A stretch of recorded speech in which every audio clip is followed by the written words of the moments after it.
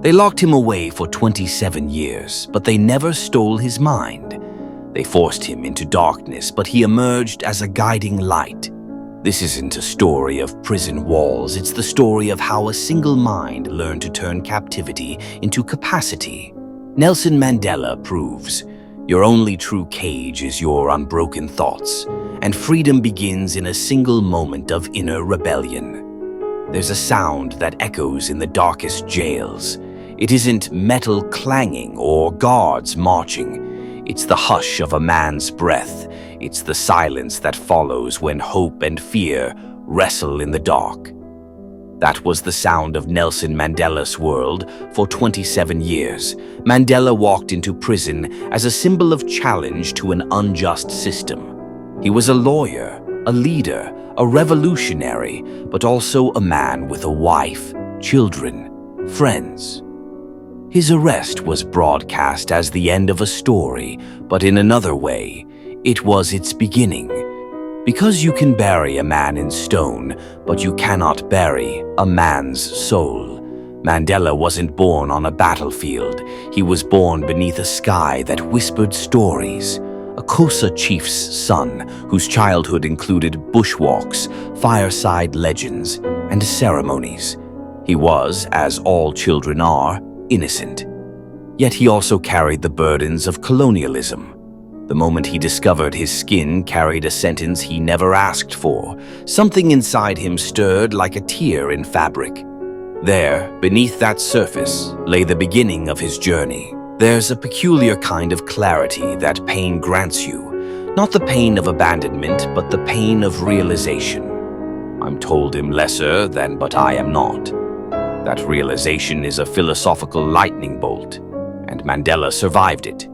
He left tribal life to become a lawyer in Johannesburg. He became an activist. He joined the ANC. He was arrested not for theft or violence, but for speech, for dreaming aloud. Mandela's first act of rebellion was to speak, to demand equality. They responded with force. No dialogue, they said. No justice without chains. And Mandela realized that one of freedom's greatest paradoxes is that you often defeat freedom without violence, but preserve it with sacrifice. He carried that lesson into every courtroom, every speech, every negotiation. He never learned to hate, he learned to persist. When he said, "I am prepared to die," he wasn't predicting his fate, he was announcing his unshakable purpose. That clarity frightened a nation built on division. Imagine a body built for freedom, now locked in a stone ghetto. That was Robben Island. Cold wind, rough cells, a world stripped to essentials, time, stone, hunger, loneliness. Most people would break, some did. But Mandela found a laboratory. He experimented with patience. He found a canvas in the wing of isolation. He studied world history. He found power not in shouting, but in listening. He began to understand something fundamental. No fortress is stronger than the resentment that built it inside your chest. So he dismantled that resentment brick by brick, in silence, in introspection, in daily routines that echoed purpose. His mornings weren't marked by anger, they were marked by questions. Who am I becoming today? He spied on the guards, not out of hatred, but curiosity. He learned their routines. He noted their dialects. He respected their roles without letting them define his. Sometimes he asked them questions, soft ones, indirect ones. He wrote letters, many intercepted. He wrote memories. He wrote dreams. In words, he found a mirror. He reflected. He refined. And then, after 18 years, a guard recognized him not as a prisoner, but a man. The guard spoke, a gesture that changed everything. A nod, a handshake, a bridge sprung from thousands of unspoken moments. Mandela walked out of prison an old man, white hair, soft steps, yet his mind moved with the momentum of a young general. He could have demanded vengeance. He could have screamed retribution. Instead, he extended a hand. That hand launched dialogues with the same leaders who'd sentenced him, with a system that thrived on denial.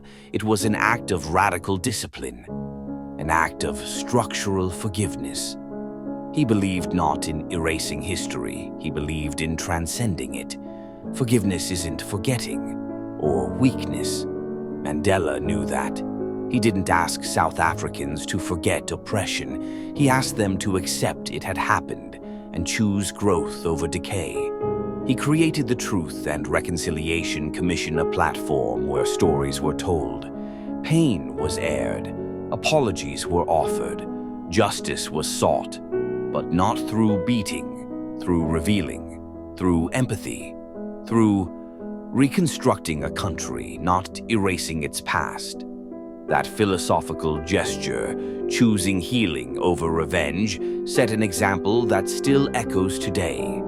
It wasn't just politics, it was spiritual engineering. Then came the world's greatest gesture of unity. 1995 Rugby World Cup in South Africa. Rugby was the language of white South Africans, a sport built around exclusivity. Mandela showed up in that stadium wearing a jersey once called a symbol of racism. He walked onto that field. That wasn't performative. It wasn't shallow. It was a statement in color, texture, and time. This jersey fits me, not because I changed the game, but because I believe in the game of unity. The image spread around the globe. It showed us that sometimes the smallest acts speak loudest. What Mandela left isn't a legacy carved in marble. It's a work of art in progress, a stroke of empathy in the lives of thousands, a chisel mark in the foundation of global conscience. He showed us that freedom isn't a goal at the end of violence, it's an invitation to build again. Mandela didn't just free South Africa, he freed human possibility. He said, "You don't have to be perfect to forgive. You don't need power to lead, but you do need purpose. You don't need control to connect, but you do need courage." Today, we live divided. Online, offline, across ideologies. We post, we delete, we shout, we hide, and we forget that at the root, most of us fear what Mandela mastered: the freedom to look inward. He faced anger, he faced disappointment, he faced choices that demanded sacrifice. He faced the hardest question: what am I willing to be remembered for? When you scroll past hate online, or when you argue with someone who disagrees, choose insight, not indignation. Choose connection, not cancellation. Mandela's story is not an echo. It's a conversation starter. Inside your mind, inside your moment, he offers you a mirror. Explore your regrets. Offer forgiveness, not to please others, but to free yourself. Let your setbacks become your school. You don't need a country to change the world. You just need a mind that chooses to be free. If Nelson Mandela's journey touched you, walk with us further. Subscribe to Philo Nest for deeper dives into the thoughts that changed history. Comment below. What chains are you ready to break today?